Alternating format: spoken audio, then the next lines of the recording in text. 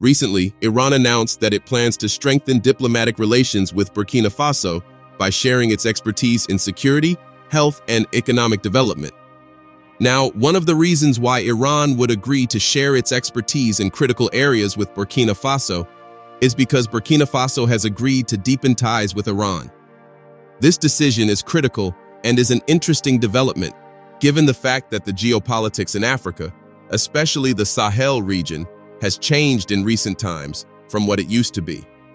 As you know, the countries in the Sahel region have distanced themselves from the West and chosen to partner with non-Western countries, including Iran and Russia. The question is, why is Iran choosing to deepen its ties with Burkina Faso? And what is the reaction of the West, particularly given the fact that the West has tried to isolate Iran, like Russia, by imposing stringent sanctions on it? Let's find out. As we stated at the beginning of the video, the Iranian government announced a few weeks ago that it planned to deepen ties with Burkina Faso by sharing its expertise in security, health, and economic development. This was made known by the Iranian ambassador to Burkina Faso, Mojtaba Fagihi, who conveyed Iran's readiness to provide support to Burkina Faso during a meeting with Burkina Faso's economic minister, Abubakar Nakanabo.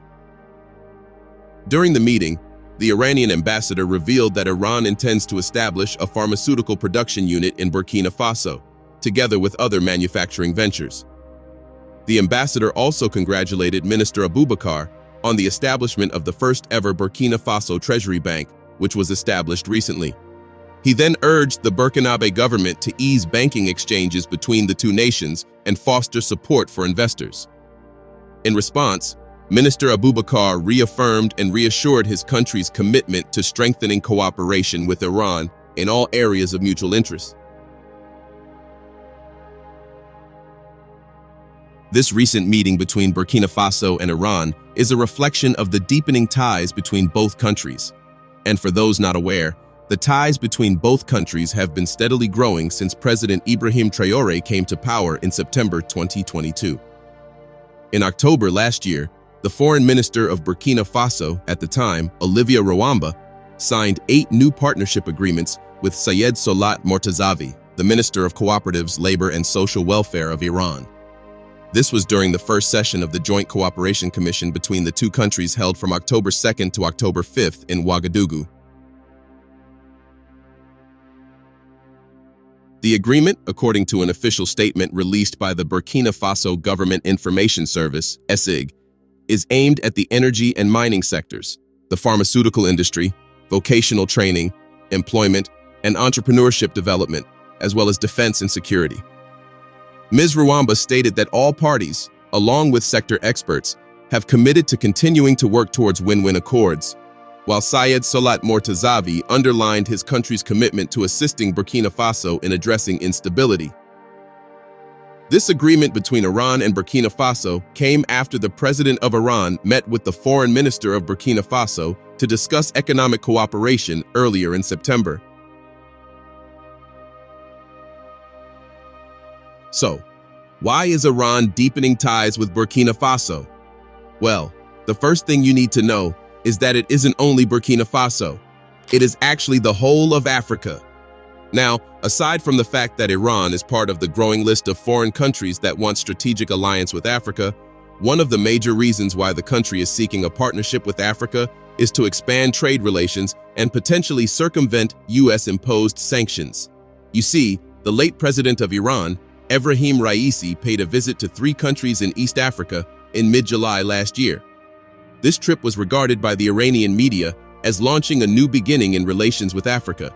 And incidentally, it was the first visit paid by an Iranian president since the 2013 visit paid by the former president of Iran, President Mahmoud Ahmadinejad. When President Raisi got into power, he began to prioritize resetting relations with Africa, which his predecessor, Hassan Rouhani, had previously not placed as a priority because he was focused on nuclear negotiations with the United States and other world powers. So, while other Iranian wealthy rivals such as Saudi Arabia and the UAE had formed ties with Africa, Iran was left out. Given this backdrop, President Raisi sought to salvage relations as well as diminish Iran's growing isolation since the U.S. withdrew from the Iran nuclear deal and reimposed sanctions against Iran in 2018. In addition to the sanctions imposed in 2018, Iran faced a lot of economic pressure at the hands of the United States and its allies in Europe, particularly over its material support for Russia's war against Ukraine. For instance, in late June 2023, Iran suffered a major setback when the European Union announced it would retain its sanctions on Iran's ballistic missile programs, which was supposed to expire in October 2023 in accordance with UN Security Council Resolution 2231, which accompanied the 2015 multilateral Iran nuclear deal. The EU decision was based on 1. Russia's use of Iranian drones against Ukraine, 2. The possibility that Iran might transfer ballistic missiles to Russia, and 3.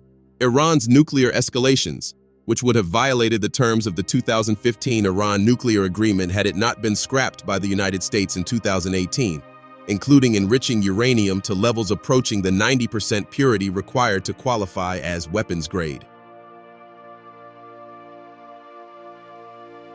Now, even though the visit was seen by Iranian officials as primarily to boost trade and commercial ties in East Africa, President Raisi, on his part, indicated that his objectives were to build new alliances with which to exert leverage against the growing economic and diplomatic pressure on Iran from the United States and Europe. Members and institutions of all three governments, particularly Zimbabwe, have been targeted by U.S. sanctions for alleged human rights abuses, corruption, and election-related violence. While Kenya has not been subject to such sanctioning in some time, Ugandan officials were recently sanctioned over the country's anti-homosexuality legislation. Resentment over U.S. sanctions resonates strongly in Iran, as well as in the countries visited by Raisi. So the visit by the Iranian president shows a kind of solidarity. The sanctions placed on Iran and the three African countries he visited is only one aspect on which they related. These countries also formed a bond based on the Russia-Ukraine war. While Iran is materially supporting Russia, both Uganda and Zimbabwe abstained from the key UN General Assembly vote in March 2022 to condemn the Russian invasion. Although Kenya's president, William Ruto, sided with NATO leaders, he warmly received Raisi on his arrival to his country and recently characterized tensions between North and South as similar to the deteriorating relations between the West and China. During his stop in Uganda, Raisi pointed out another issue on which both countries aligned, which was that Kampala, Uganda's capital, aligned with Tehran's views on social issues. Raisi called Western nations' support for homosexuality one of the dirtiest episodes of human history, and publicly supported Uganda's recently passed legislation prescribing the death penalty for aggravated homosexuality, a legislation that attracted widespread Western condemnation. After meeting with Museveni, Raisi stated, "I believe that this issue and these strong attacks by the West against the establishment of families and against the culture of the nations is another area of cooperation for Iran and Uganda." Beyond building new partnerships, Iranian leaders and their East African counterparts also sought practical outcomes from the visit. In advance of the trip, Iran's foreign ministry publicly forecast that trade with all African countries will increase to more than $2 billion in 2023. Raisi also specifically mentioned Africa's mineral resources and Iran's petrochemical experience as potential bases for expanded economic cooperation. Africa's diverse economic needs provide the Raisi administration with a significant opportunity to expand Iran's exports to the continent. In July 2022, Iranian Foreign Minister Amir Abdullahian announced that during a 10-month period, 47 official delegations from Africa had visited Iran to boost economic cooperation. Over the past 2 years, the foreign minister, his deputy for economic diplomacy, and his political deputy have all made visits to various African countries, such as Mali, Tanzania, South Africa, and Niger, attempting to expand political and economic ties. Additionally, in March 2023, the inaugural Economic Cooperation Summit between Iran and West African countries took place. During the event, President Raisi emphasized Iran's willingness and commitment to substantially expand cooperation with African countries across various sectors. While trade between Iran and Africa cannot be compared to that of Africa and other countries, there has been some significant progress, with Iranian exports to Africa reaching $1.28 billion last year, up from $579 million in 2020. The growth in some targeted areas has been even greater, with Iran's exports of technical and engineering services to Africa increasing by 700% in 2022. And, according to the Iranian media reports, the Islamic Republic aims to achieve a tenfold increase in trade with African countries, reaching $12 billion, with the initial target set at $5 billion in 2 years. Now, what has been the reaction of the West with Iran's growing relations with Burkina Faso and other African countries? Of course, the West has expressed concerns about Africa's deepening ties with Iran and the US, even went as far as cautioning Niger not to sell raw materials to Iran. However, unlike before, the West no longer has any power to determine which country Africa should partner with. The visit by Iran and Africa's acceptance of the visit shows that no longer would the West be the sole partner of the continent. They are indeed losing ground as more countries want to partner with Africa. This means more choices for Africa to decide on. The West can no longer afford to continue with the imperialistic way they have related with Africa because they are no longer the only ones in the game.